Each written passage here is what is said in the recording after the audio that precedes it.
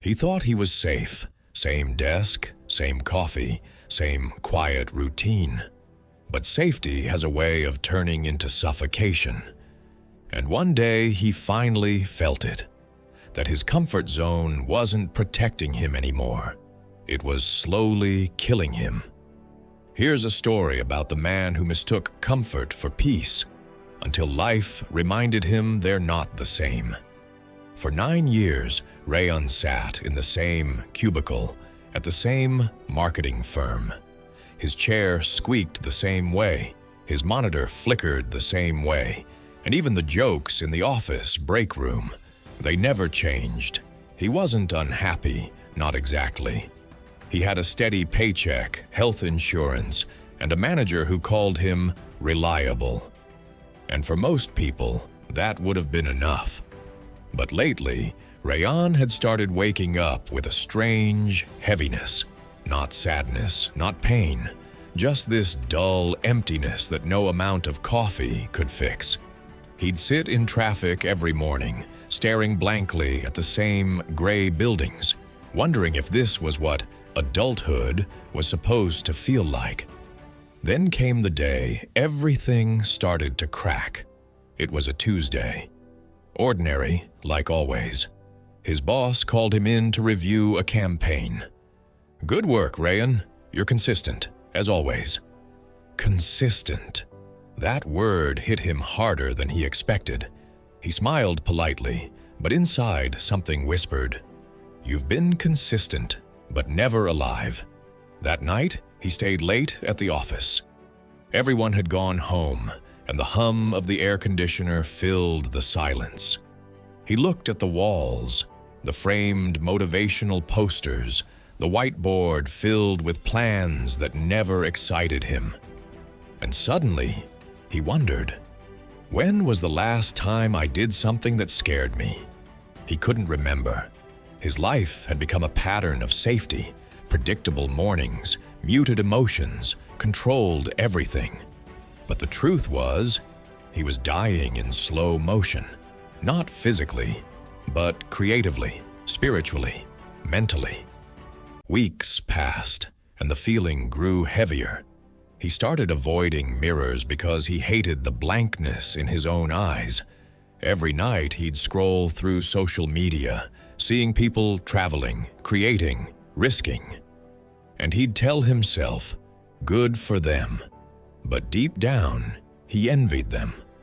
One Friday evening, as he was leaving the office, he noticed the janitor's son sitting by the lobby door, a small boy sketching airplanes in a torn notebook.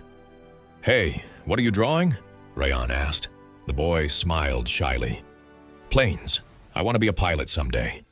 Rayan chuckled. "That's a big dream." The boy looked up and said without hesitation, "I know, but I want to see the clouds." That line stayed with him all weekend. I want to see the clouds.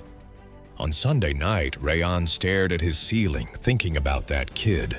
When had he stopped wanting to see the clouds? By Monday morning, something inside him snapped.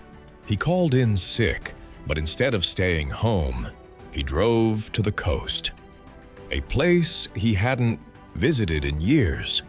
He parked by the cliffs and sat on the hood of his car, watching the waves crash below. And for the first time in forever, he didn't think about emails, reports, or deadlines. He thought about himself. He remembered how, years ago, he'd wanted to start his own creative agency. He'd even written down ideas, made mock designs, but he never followed through.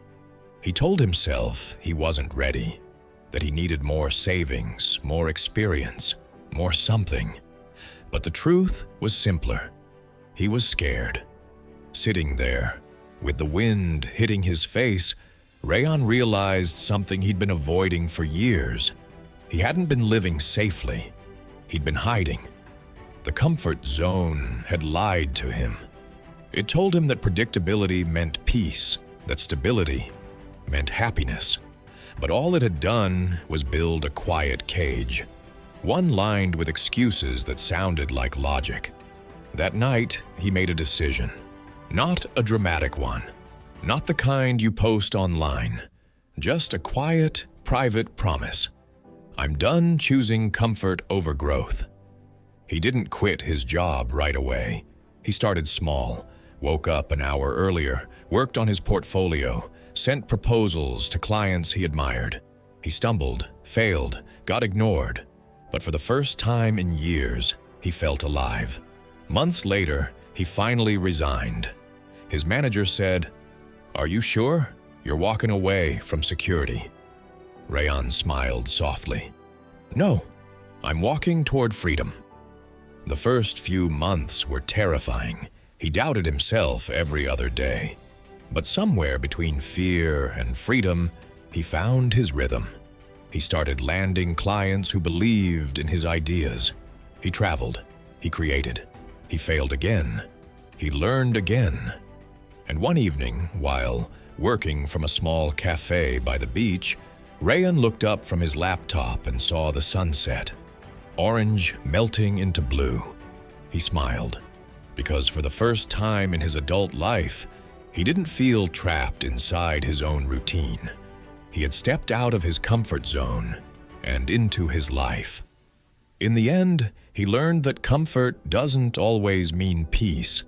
Sometimes, it's just a slower way of disappearing.